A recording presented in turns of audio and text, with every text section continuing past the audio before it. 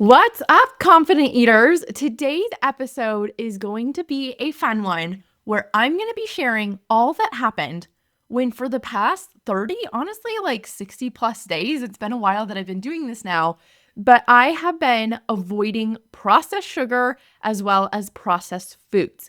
Now, I'm going to talk a little bit about why I've done this and what changes I noticed as I went through the last 30 days without sugar and processed foods, and how you can take these ideas and use it in your own journey when learning and helping yourself to stop binge eating.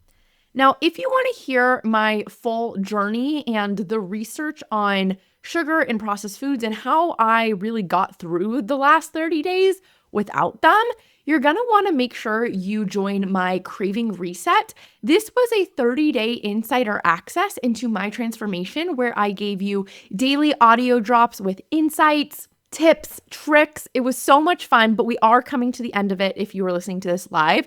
But I've decided to allow you to purchase it. Even though we are done with the live component of it, you'll still have lifetime access to these 30 days of audios. So you could do this challenge and reset for yourself in your own time. And I've also decided that I'm going to include in the free bonus one-on-one call that you get with me. I added in this one-on-one call to help anyone going through the Craving Reset implement their insights to their own life. So you and I will get on a 25-minute call together, and I will give you support to make sure that not only did you learn something from the Craving Reset, but that you also implement it into your own life so you can eliminate your cravings, so you can stop binge eating. So the link to join the Craving Reset will be in the show notes, and you can get the details there. If you are like, well, Amber, I'm just ready for a full 6-month transformation working with you to stop binge eating. I want all of the lessons. I want all the worksheets. I want everything you have to offer. That would be where you'd want to join my Full Confident Eater program. This is my signature 6-month program to stop binge eating and become a normal eater. If you join that program, you will automatically get the Craving Reset included. So that is also a fun bonus if you want to book a free complimentary consultation call with me to learn more about the Confident Eater program. You can do that as well. So why did I choose to avoid sugar and processed foods in the first place over these past 30 plus days? I, for a long time in my coaching practice and on this podcast, have taught an eat everything in moderation approach. And it's worked for a lot of people, myself included. I could eat anything in moderation. But there's no denying that sugar and ultra-processed foods do not have any necessarily positive health benefits for us. I think about if you were smoking cigarettes, and let's say that you were able to moderate cigarettes and you were able to have just one a week. You might still want to quit cigarettes for good just because they don't really offer you any true long-term positive benefits, even if you could moderate it. And that's how I started to think about sugar and processed foods, is that even if I could moderate them and I didn't have a huge problem with them, I didn't really have a ton of cravings for them, I still wanted to improve my health. I've been dealing with a lot of gut issues the past couple of years. I've been on a journey to heal my acne holistically. And so I know that avoiding sugar and processed foods can help with those things. But the other reason I decided to do this is because I came across new research that talked about why these isolated molecules of processed table sugar, sucrose, as well as the added flavorings in our food can contribute to confusion in our body about where nutrition is coming from. If we taste something that has a lot of extra flavors in it, but not the nutrition that matches those flavors, it creates this situation where our body doesn't know how to source nutrition. So when you eat something like an orange and it tastes orangey, your body learns to connect that, oh, I'm getting vitamin C from the orange flavor. But then you have something like an orange Jolly Rancher and there's no actual orange nutrients in it.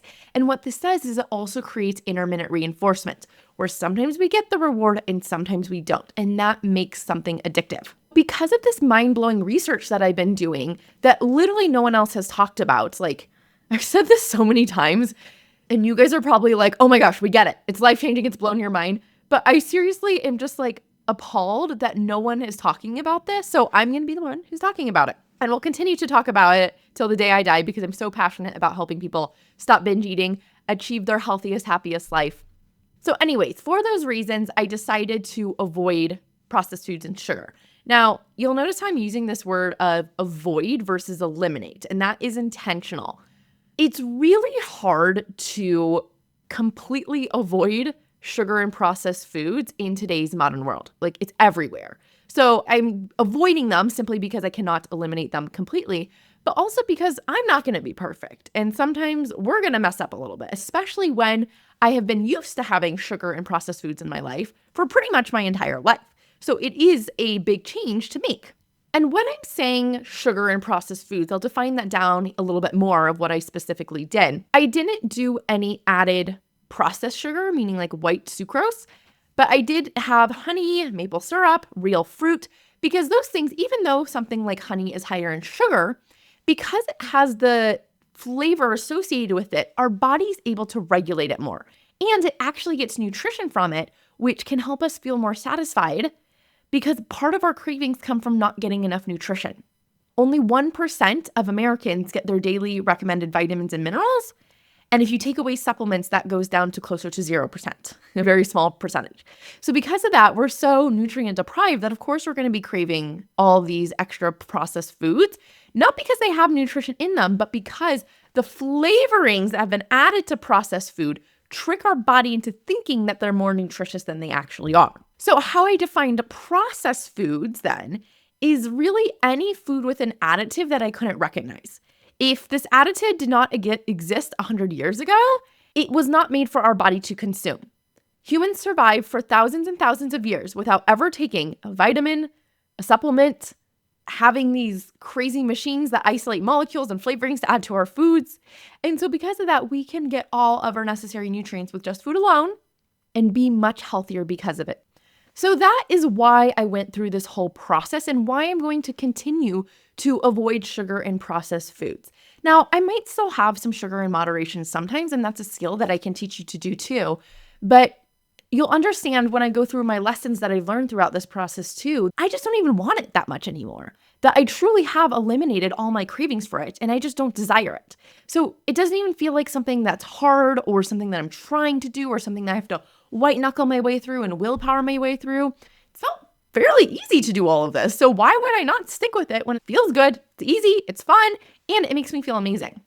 Okay, so the results that I created by avoiding sugar and processed food for 30 days are as follows. First, I don't really weigh myself anymore simply because it's not that exciting for me since I'm always about the same 5-pound range and have been that way for the past 5 years since I've stopped binge eating. So I didn't weigh myself during this experiment. If you do the 30-day craving reset, you're welcome to weigh yourself and see what you notice. But one thing you can look forward to when you stop binge eating is you don't have to worry about buying new clothes all the time. You don't have to worry about what the scale says because the scale just stays the same. It's pretty great. But one thing I did notice is that I felt really strong in the gym this month. And maybe that's because I also work with a personal trainer, and so my training regimen has been improving. But I've also started eating meat during these 30 days because of the impact that supplementation has on our body. When we take vitamins and supplements that don't have any flavor associated with it, so you just take like a multivitamin pill versus taking meat that has meat flavor and then gives you the vitamin B12, that also makes it so our taste buds start to associate whatever food we're eating with the vitamins. So for example, if I took my vitamin B12 every morning with oatmeal, my brain thinks that oatmeal has B12 in it, which it doesn't. So it also leads to confusion with our cravings and how our body sources its nutrition.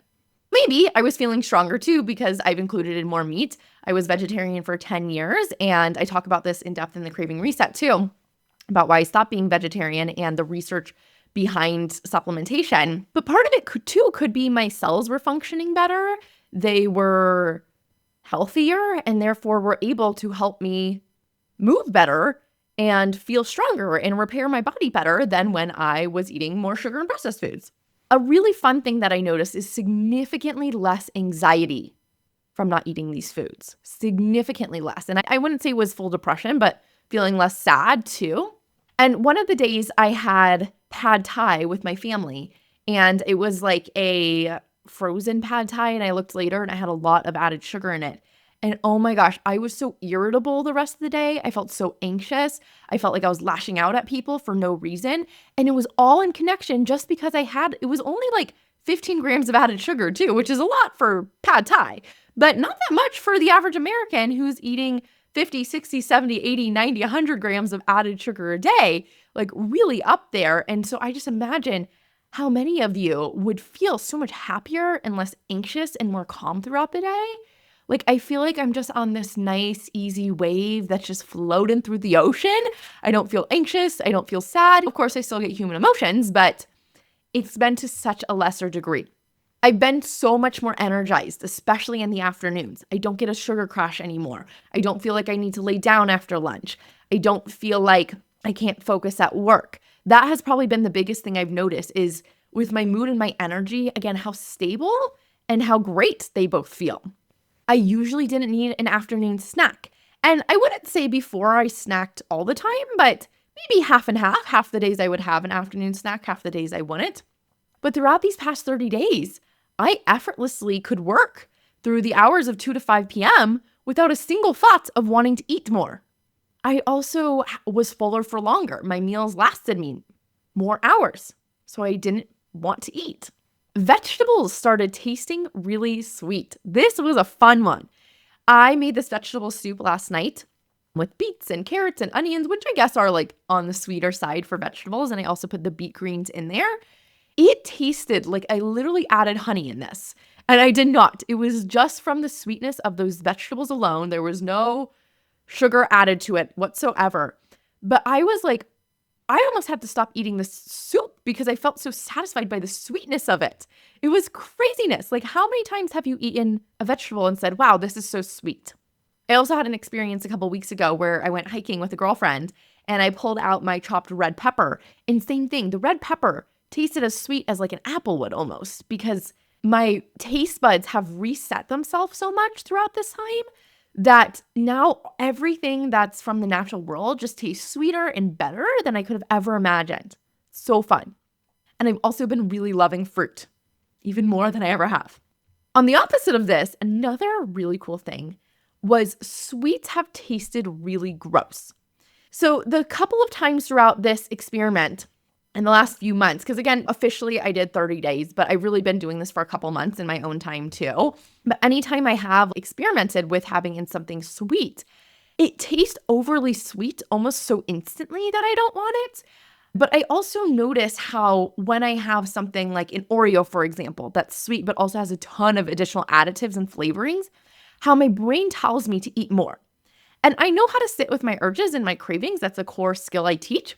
So it's never a problem, but it is just interesting to see how my brain responds and says, oh, this is really good. You should keep eating more. The reason it's telling me it tastes really good and I should keep eating more is because it's perceiving that Oreo has a high level of nutrition based on all the added flavorings in it, when it does not. So sometimes it would taste good in the beginning, but then it would get gross really quickly. But the biggest thing this happened with was with chocolate. And I love chocolate, I would say, but not so much anymore. Pretty much any brand of chocolate that I already had at home that I tried, I literally would put it in my mouth and I would make the like icky face, if you're watching this, that I just it just blew my mind, honestly, that I could put a piece of chocolate in my mouth and have it taste gross. And I just started realizing one, how low quality majority of chocolates are. And I did think about buying chocolate from the store that didn't have any added processed sugar, like whether that's 100% dark chocolate, which it's actually bitter, 100% dark chocolate, or 99%, however they classify the very, very high amounts of dark chocolate, or looking for chocolate that had coconut sugar in it, or that was possibly sweetened with honey or maple syrup, because these are more honest substances that aren't chemically engineered to hijack our taste buds in the way that processed white table sugar does. But what was funny is every time I went to the grocery store, I forgot to get chocolate. I didn't necessarily put it on my grocery list because I was kind of oh, if I want it, I'll go stop by and get it. But I just didn't even think about it. I just walked right past it, and it didn't even occur to me that I was going to go buy some that was lower in sugars, used a different sugar to eat. So I just haven't even had chocolate really the past month, aside from the few times that I've taste tested it and been what? is this? This is so gross. Next, I wanted to touch on a few lessons that I've learned from the last 30 days on not eating sugar and processed foods and avoiding them. The first lesson is that doing this felt a million gazillion times different than the last time I went sugar-free. Back February 2019, I convinced me and 3 of my besties to go sugar-free. So we eliminated processed white sugar. That was the main thing. And we didn't do honey or maple syrup, but I was still having fake sugars. Like I allowed myself to have protein bars and like I had some sugar-free chocolates. And when I did that, I felt so restricted. I remember I would Google food porn and I would watch people eating sugar and I would just obsess over it.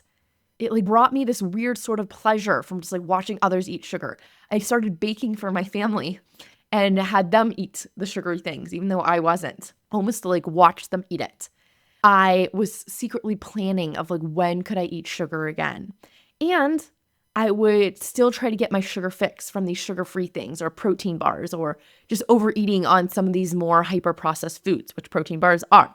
And so it was an interesting experiment because at the time I was like, clearly sugar is the problem, so I'm going to cut out sugar, which I was partially right about, but I didn't have the full understanding of what was actually going on with our food and with my brain and the psychology behind it, which is a big difference now as well, where I have an understanding around how these molecules are at play in our body. But while I was sugar-free last time, I was still overeating. I was still eating way past fullness. I was still overeating, like I said, on protein bars. And when I weighed myself at the end of those 30 days, I had actually gained weight, which was so confusing to me because I thought that clearly if I cut out sugar, which is the thing I binge on the most, I'll finally lose the weight. Didn't happen. I still gained weight, which shows you that you can still gain weight even if you're not eating sugar, which is why there's other key skills that we need to learn.